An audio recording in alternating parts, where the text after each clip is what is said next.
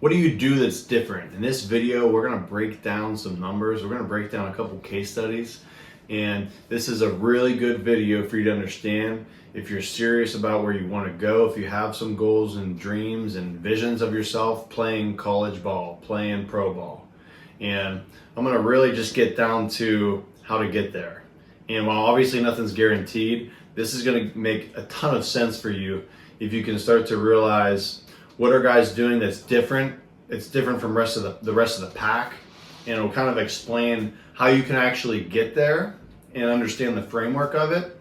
Again, I just think this is really important for anybody to understand, really of all athletes, but we're going to talk about baseball players in this video.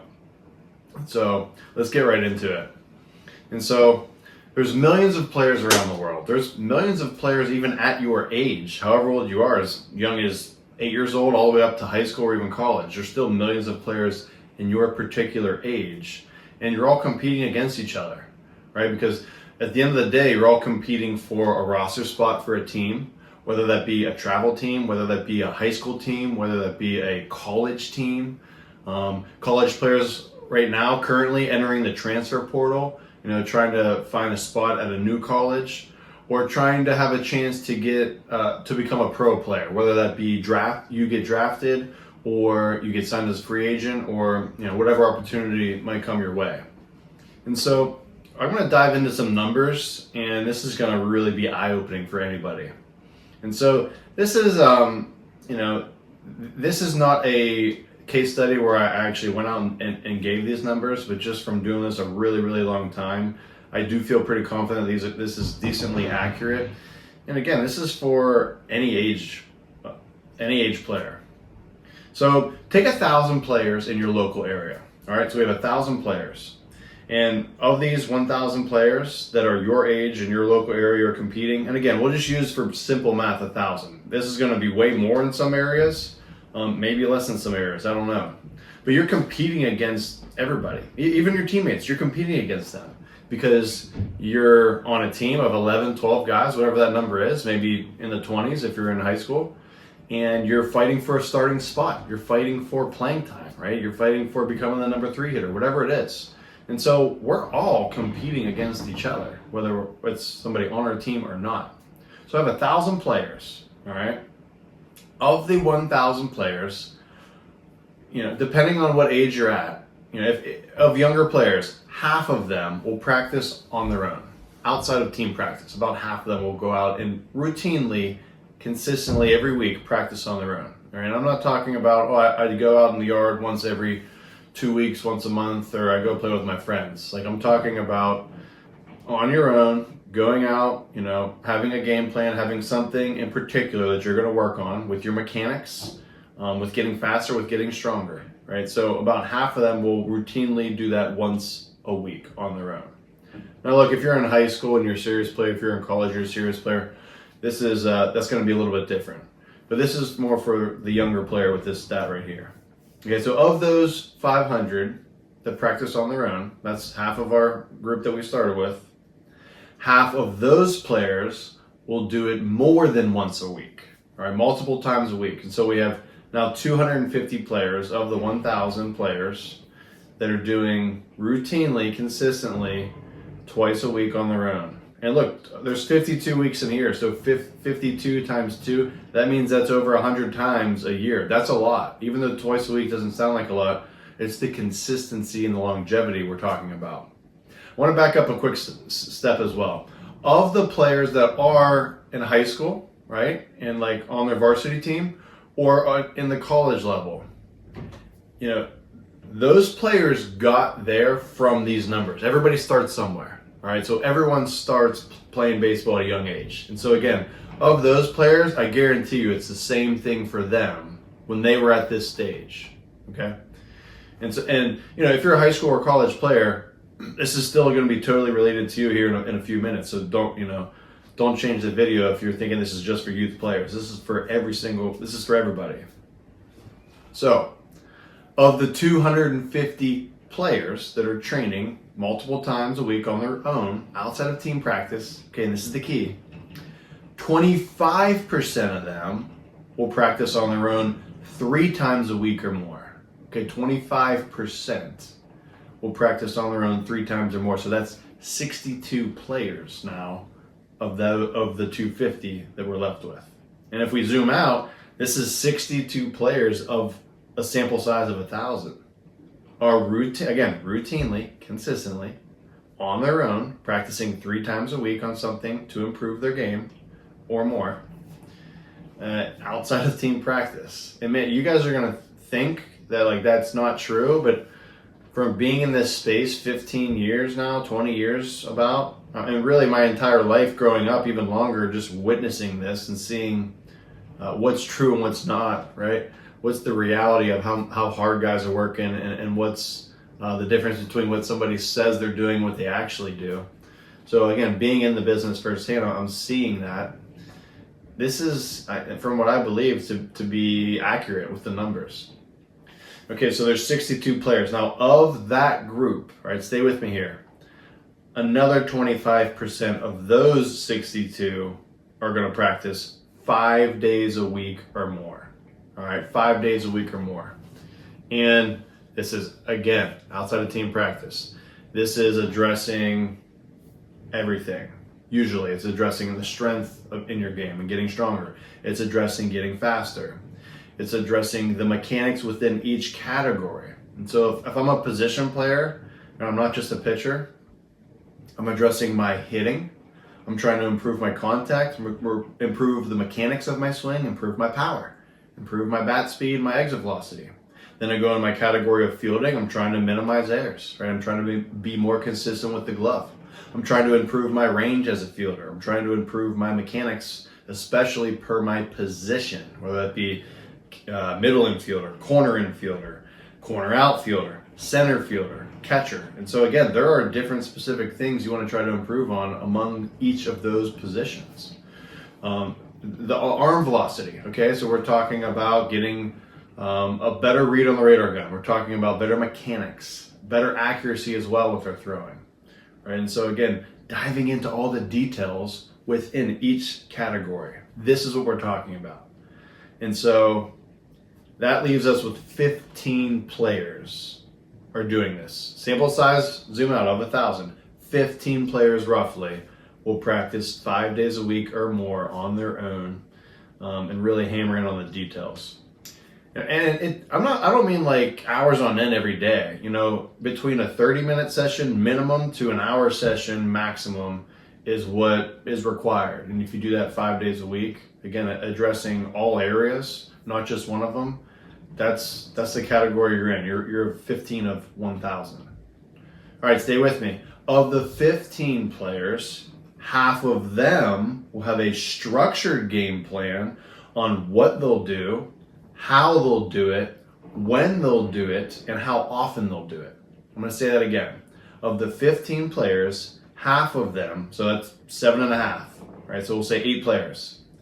8 players will have a structured game plan on what they'll do, how they'll do it, when they'll do it, and how often they'll do it. So they take the time to create a real program, or they've learned it from someone else and somebody else has given it to them, a coach has given it to them, and they follow it. 8 of 1,000, all right? Let's keep going. Of the 8 players, it is my assumption that 25% of them, which would be 2 players, okay, 25% of 8, 2 players actively train their mindset. Now, this doesn't mean that 2 of the 1,000 actively train their mindset. Once we've narrowed it down to who's putting in all the physical work to get better, building up all their skills, their strength, their speed, everything we just talked about, of that group, I'm going to see 2 players that now take the next step and actively work on their mindset. All right? And so just so that makes sense for you. Now, again, have I actually done the real numbers on this at one time or study? No. This is my collective of 15 plus years being in the business, seeing and being around players of all different ages on a daily basis. Okay, and that's why I feel confident saying this is still, this is going to be a range, but I do feel confident that these numbers are decently accurate. And that's the point I want to get across. You've got to understand the big picture of this whole video and why I'm breaking this down for you. Okay, here's some statistics outside of this, and these are real numbers. There's approximately 500,000 high school baseball players in the country. All right, 500,000. Of the high school players in that group, about 10 to 12,000 are recruited for college baseball every year. All right, but only a portion of that group, even the 10 to 12,000, are going to D1 programs or being recruited for D1 programs. So the odds of a high school player making it to D1 are about 1 in 200, or about 0.5%. All right, 0.5%. And the percentage of playing pro ball are obviously even less than that, right? Less than 0.5%. So I just want to give you some real statistics here. So let's zoom out, and you're going to see where these two things start to align. At least in my mind, they do. The percentage of players that, when we went through that whole study, and we took the case study of 1,000 guys to start, right? The percentage of those guys training on their own 5 times a week, right? Showing up, doing their training consistently, routinely, putting in the work, and not just physically, mindset, and even addressing other things like their diet, going out and seeking coaches and mentors around them to help them progress, people who have done it before, modeling proven practices, right? Because nobody's going to figure this all out on their own. That's one of the most important things, right? Which a lot of you watching this video have, obviously amongst different levels of expertise, but you need to have that. And so of all of those things, if you remember, I just broke it down to 2 players out of 1,000, right? 2 players out of 1,000 were doing that. We're essentially putting in everything they got. They didn't leave anything on the table. Any area that they could improve in to become the best they could be, they addressed it. They did it 5 times a week on their own. They did that pretty much year round. I'll say this, season's over. Major leaguers, I did this, plenty of my peers and teammates around me did this, even at the pro level. We take a month off after the season. And I think that's totally normal and necessary, especially if you've been playing year round. So let's exclude the month off. Now, you start to let that linger and you take 2 to 3 months off, that's not going to help you out. If you're younger and you play multiple sports, that's different.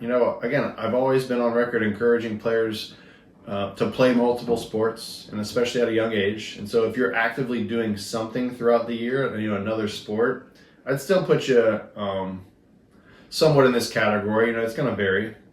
Hold on though. Here's one thing I don't have on here. And listen closely to this. I don't have the statistic of where you come from, what kind of resources that you have or don't have, what kind of weather you live in, cold weather or warm weather, right? Can you play outside year round or not? Because believe it or not, those things are more irrelevant than you realize. And for me, when I got to pro ball, this was proven to me. Okay, wasn't a theory anymore. This was proven because I got around, a room of guys that were on my team, an organization as a whole, where you got 150 to 200 minor league players all together, and I saw guys from every single background. Right, I played with guys that came from California, Florida, Texas, where they had the weather. Some of them had the resources, right? Didn't necessarily come from a poor area, right? They had the things that they needed and they were able to get there. And then I played with guys that were somewhere in the middle, right? Me being from Pittsburgh, it's not going to be warm 12 months of the year, right? And so the time to actually get better in the off season, it's, freezing cold, 30 degrees or less, or snow. There's snow on the ground, for your whole off season training, right? And even way, way beyond that, of the example of myself, I played with plenty of guys that came from the Dominican Republic with 0 resources, 0 money, no edge whatsoever to have a leg up to get to the next level, to get to become a pro player or even a major leaguer. And we sit here today and all of us watch TV and we watch games, we watch MLB games, and we see, countless guys coming from, Hispanic countries, Cuba, Venezuela, Dominican Republic. And I say that to let you know that, we are so fortunate and blessed in America to have all of these resources to help us out along the way. And some do outside of that as well. I'm not saying that, but there's so many that don't. There's so many that don't. They don't use it as an excuse, right? You know, guys that, you know, if you would just see where they come from and what they grew up in, what kind of environment that was, man, there's no excuse for somebody saying, oh, I can't go outside because it's a little cold outside today, right? You have a bat still, you have a glove, you have a basement, a garage, a training area, even if it is cold outside, right? Like seriously, you have a jacket, you have pants, you have shoes on, you can still go outside and exercise and run and do something. There's really no excuse for not being able to get better.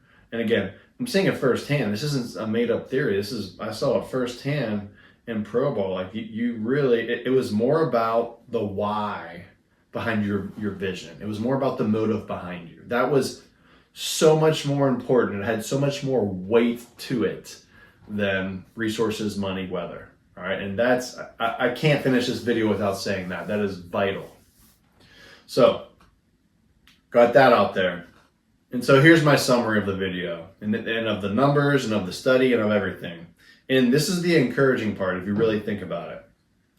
If you are in the group of people where you're training on your own, you're doing it 5 times a week, you're addressing everything, right? You're addressing the things with your physical game, your actual your skills as a baseball player or softball player or any athlete, to be honest with you.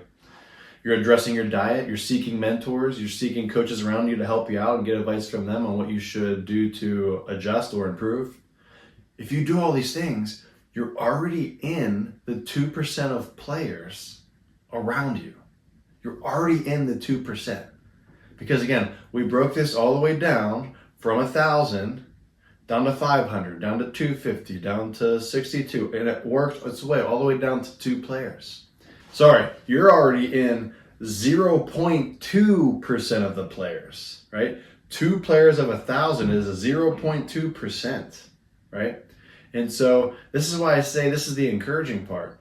If 0.5% of players that are in the high school level go on and have a chance to play at D1, and you're already doing what 0.2% of the players are doing around you, that should be encouraging to you. That should get you pumped up.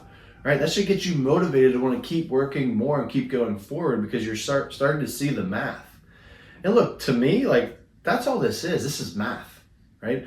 It's a math problem. It's an equation of what am I doing that's differently than the rest of the pack, and why is only a few amount of guys from this huge pack get to where they want to be at the pro level or D1 level or whatever it is that you want to get to, and then can I go do that amount over here, that percentage, 0.5 or less, in this case study, 0.2%. If I'm doing what 0.2% of players are doing, you should have all the confidence in the world with your belief in yourself, with your faith, with everything, the whole package, that you can get to where 0.5% of guys are or less. Do you understand that? And that to me is why it makes total sense in a way that is no guarantee. Right? Because obviously there's no guarantee with anything you do that if you just do all these things, you automatically get there. Right? There's no guarantee. Guys get hurt. Guys don't get chances. Guys don't get the scholarship offer they want to. Things happen. But on the flip side too, there's guys that I don't want to say get lucky, but maybe they have more of a fortunate opportunity. They do get an offer, and they do get this or that or this chance. Yeah, that's life. Like I could make a whole nother video for an hour about that. That's life, right? There's no guarantees in life. But if you can do everything in your power, everything you're capable of, you give yourself the best chance. And that's what this is all about. Like giving yourself the best possible chance to get to where you really want to go, if you really want that. And so it should not faze you, right? Listen, it should not faze you when you hear the odds of becoming a D1 player are 0.5% or less. When you hear the odds of becoming a pro player or even less than that, it shouldn't faze you if you're a guy that's on this side over here doing what 0.2% of the guys are doing. And so that is why you need to be doing something different. When I say something different, I don't mean like something that's like such a funky drill or something so different in your training that's so unorthodox. Not different in that way. I mean, are you different in the way that you do more than everyone else? Are you different in the way that you approach the game differently than everyone else by addressing every area? Not just not just being a good hitter, not just being a good fielder, being good at every single area, every single game plan, really writing this down on paper and figuring out, is there one thing that I am lacking? Is there one thing that I'm leaving off to the side and ignoring just because I don't want to do it? And from what I've seen and what I've been blessed and fortunate enough to experience myself is when I addressed every single area. And when guys do that, you know, guys that have played way higher than me, right? Guys in the majors, they look at it and they address every single area and they leave everything out on the line and there's no stone unturned. Now, again, that's when you're in the 0.2%. That's when you are in alignment with the few guys that get there, because it's the few guys that are doing what it is that's different, right? They do what's necessary to get to the other side, right? They don't, this isn't a lottery system, right? You don't get to the pro ball or D1, be a D1 player by, you know, just getting picked randomly to be in the 0.5%. Like, it has to be in alignment with the things you're doing. So I'll sum it up with that. What do you do that's different? And what can you work on today in addressing your game that's different than the rest of the pack?